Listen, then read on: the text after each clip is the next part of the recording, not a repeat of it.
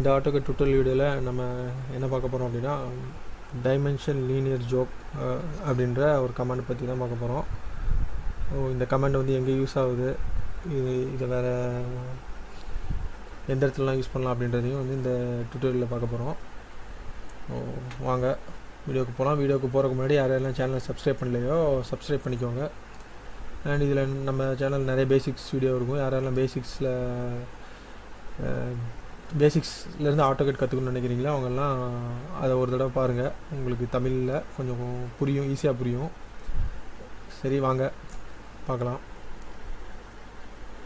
இப்போ இது இதில் யூஸ் ஆகும் அப்படின்றது வந்து நான் உங்களுக்கு பண்ணி காமிக்கிறேன். இப்போ இந்த மாதிரி ஒரு உங்களோட ஒர்க் ஸ்பேஸ் ஆக்சுவலாக இவ்வளோ தான் இருக்குதுன்னு வச்சுக்கோங்க. நீங்கள் ஒர்க் பண்ணுறதுல ஸோ ஆல்மோஸ்ட் இந்த சைடு ஒரு 84 ஃபீட்டு, இந்த பக்கம் ஒரு 59 ஃபீட், இவ்வளோ தான் வந்து உங்களோட ஒர்க் ஏரியா. அதாவது உங்கள் பேப்பர் செட்டிங்ஸோ இல்லை நீங்கள் ஒர்க் பண்ணக்கூடிய அவுட்புட் சைஸோ இவ்வளோ தான் இருக்குதுன்னு வச்சுக்கோங்க. ஆனால் உங்களுக்கு நீங்கள் ஒர்க் பண்ண வேண்டிய ஆக்சுவல் சைஸ், அதாவது ஆக்சுவல் பிளான் இல்லை ஆக்சுவல் ஏதோ ஒரு ஆப்ஜெக்ட், நீங்கள் ஒர்க் பண்ண வேண்டிய ஆப்ஜெக்டோட சைஸ் வந்து அதை விட கொஞ்சம் பெருசாக இருக்குது. ஃபார் எக்ஸாம்பிள் இப்போ நான் போட்டிருக்க மாதிரி 1000 ஃபீட்டுக்கு 75 ஃபீட் இருக்குதுன்னு வச்சுக்கோங்க. ஒரு பிளானே ஒர்க் பண்ணுறீங்க. ஸோ அவ்வளோதான் ஆக்சுவல் ஏரியா, உங்களுக்கு பேப்பர் சைஸ் இருக்குது. ஆனால் நீங்கள் இவ்வளோ பெரிய சைஸ்க்குள்ளே வந்து உள்ளே வைக்க முடியாது. ஸ்கேலுக்கு போட்டிங்கன்னா உள்ளே வராது. ஸ்கேலை குறைச்சிங்கன்னா உங்களுக்கு வந்து ஆக்வர்டாக தெரியும். அந்த இடத்துல மற்ற டைமென்ஷன்ஸ்லாம் வைக்கிறதுக்கு வந்து கொஞ்சம் கஷ்டமாக இருக்கும். இல்லை வேறு ஏதோ விசிபிளாக உங்களுக்கு வந்து நல்லா இருக்காது. ஸோ அந்த டைமில் என்ன பண்ணுறது அப்படின்னா, ஸ்கேலுக்கு போடாமல் டைமென்ஷன்ஸை மட்டும் எடிட் பண்ணிட்டு டைமென்ஷன்ஸை மட்டும் நம்ம ஸ்கேலுக்கு இருக்கிற மாதிரி எடிட் பண்ணிக்கலாம். ஸோ அதுக்கு யூஸ் பண்ணுறது தான் இந்த ஜோக் டைமென்ஷன்ஸோட பர்பஸ்ஸு. இப்போது என்ன பண்ண போகிறோம் அப்படின்னா, நாட் டு ஸ்கேலில் போட்டிருப்போம். ஆக்சுவலாக எல்லாமே நாட் டு ஸ்கேலில் போட மாட்டோம். ஒரு சில டைமென்ஷன்ஸை மட்டும் நாட் டு ஸ்கேலில் போட்டிருக்கோம் அப்படின்னா, அந்த டைமில் நம்ம டைமென்ஷன்ஸ் எடிட் பண்ணிட்டு டைமென்ஷனில் ஒரு சின்ன கட் லைன் மட்டும் வச்சா போதும். அதுக்கு டைமென்ஷன்ஸை வந்து நம்ம எக்ஸ்போர்ட் பண்ணணும்னு தேவையில்லை. இந்த டிம் ஜோக் அப்படின்ற கமாண்டை யூஸ் பண்ணாலே உங்களுக்கு வந்து அது நாட் டு ஸ்கேலில் தான் இருக்குது அப்படின்றத நம்ம பிளானில் நம்ம மென்ஷன் பண்ணி காட்டலாம். இப்போ பார்த்தீங்க அப்படின்னா ஆல்ரெடி இருக்கிற டைமென்ஷனை வந்து நான் 1000 ஃபீட் பை 75 ஃபீட்னு எடிட் பண்ணிட்டேன்.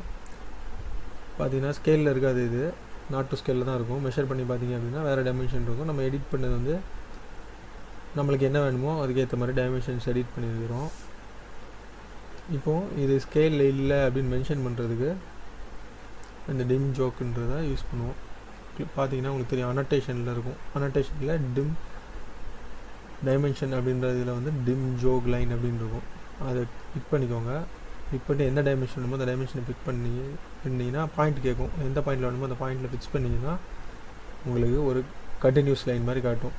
அதாவது இந்த லைன் இது வந்து ஒரு கட் சிம்பிள், இந்த இடத்துல கட் ஆகிருக்குது. அதாவது இந்த இடத்துல வந்து எக்ஸாக்டான டைமென்ஷன் இது கிடையாது, கொஞ்சம் இடத்துல பிரேக் ஆகிருக்குது அப்படின்ற மாதிரி ஒரு சிம்பிள் தான் அது வந்து இந்த டிம் ஜோக் லீனியர். ஆக்சுவல் டைமென்ஷன் பார்த்தீங்க அப்படின்னா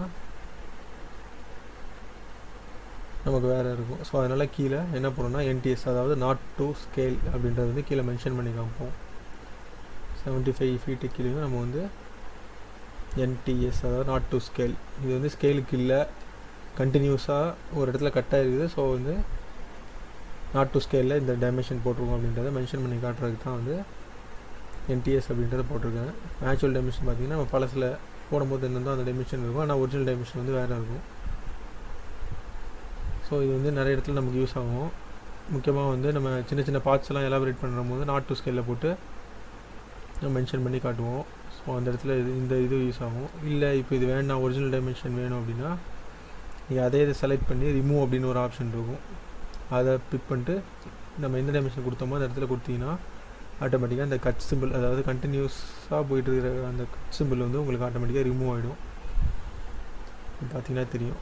ஸோ ஆல்ரெடி நம்ம ஃபஸ்ட்டு எப்படி இருந்ததோ அந்த ஸ்டேட்டுக்கே வந்து அது வந்துடும். ஸோ இதுதான் வந்து நம்ம டைமென்ஷன் அந்த கமெண்டோட வந்து அட்வான்டேஜ். எல்லாம் ட்ரை பண்ணி பாருங்கள். நிறைய பேர் வந்து இது தெரியாமலே யூஸ் பண்ணிகிட்ருப்பாங்க. அதாவது எப்படி போடுறதுன்னு தெரியாமல் ஜஸ்ட் டைமென்ஷன் மட்டும் எடிட் பண்ணிவிட்டு கீழே அந்த கட் லைன்லாம் எப்படி போடுறதுன்னு தெரியாது, இல்லைனா எக்ஸ்ப்ளோட் பண்ணிவிட்டு கட் லைன் போட்டு வைப்பாங்க. அதுக்கப்புறம் நீங்கள் மறுபடியும் ஃபர்தராக அதில் வேறு எதுவும் மாடிஃபை பண்ணிங்கன்னா அந்த டைமில் வந்து உங்களுக்கு மறுபடியும் உட்காந்து நீங்கள் ட்ரா பண்ணி எக்ஸ்ப்ளோட் பண்ணிட்டு பண்ணதெல்லாம் ரீவொர்க் பண்ணுற மாதிரி இருக்கும். ஸோ அதை கண்ட்ரோல் பண்ணுறதுக்கான கமாண்ட் தான் வந்து இந்த கமாண்டு. ஸோ இதெல்லாம் இது என்ன கமாண்ட்னு பார்த்தீங்கன்னா, இன்னொரு இது உங்களுக்கு ஆக்சுவல் டைமென்ஷன் என்ன இருக்குன்றதை ரிட்ரீவ் பண்ணுறதுக்கு இந்த டைமென்ஷனு, அதாவது டிம் ரீ அசோசியேட் அப்படின்னு ஒரு டைமென்ஷன் கமாண்டு, அதை கொடுத்தீங்க அப்படின்னா ஆட்டோமேட்டிக்காக உங்களுக்கு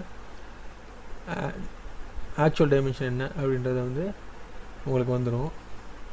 இப்போ ஒரு டைமென்ஷன் 2 டைமென்ஷன் பாயிண்ட் இருந்தால் நீங்கள் ஒவ்வொன்றையும் செலக்ட் பண்ணி மாற்றிக்கலாம். ஆனால் ஒரு 100 டைமென்ஷன் இது மாதிரி நாட் ஸ்கேலில் இருக்குது அப்படின்னா நீங்கள் இந்த டிம் ரீ அசோசியேட்ன்ற கமாண்டை கொடுத்தீங்கன்னா ஆட்டோமேட்டிக்காக ஒரிஜினல் டைமென்ஷன் என்ன, எத்தனை டைமென்ஷன் நீங்கள் செலக்ட் பண்ணுறீங்களோ அத்தனை டைமென்ஷனும் ஒரிஜினல் டைமென்ஷன் என்னன்றதை அது ரிட்ரைவ் பண்ணிடும். ஸோ இதுதான் வந்து இந்த கமாண்டோட யூஸு. அண்டு முக்கியமாக ஆட்டோ ஸ்கேலில் உள்ள ட்ராயிங்கில் இந்த டிம் ரீ அசோசியேட் அப்படின்ற கமாண்ட் வந்து நிறைய இடத்துக்கு யூஸ் ஆகும். நான் ட்ரை பண்ணி பாருங்கள். வேறு ஏதாவது உங்களுக்கு இதில் டவுட் இருக்குது, இல்லை வேறு எதுவும் டுட்டோரியல்ஸ் வந்து நான் ரெடி பண்ணோம் அப்படின்னா கமெண்ட்டில் லீவ் பண்ணுங்கள். நான் எவ்வளோ சீக்கிரம் முடியுதோ அவ்வளோ சீக்கிரம் ரிப்ளை பண்ணுறேன். அண்டு தேங்க்ஸ் ஃபார் வாட்சிங் அண்ட் ஹாப்பி லேர்னிங்.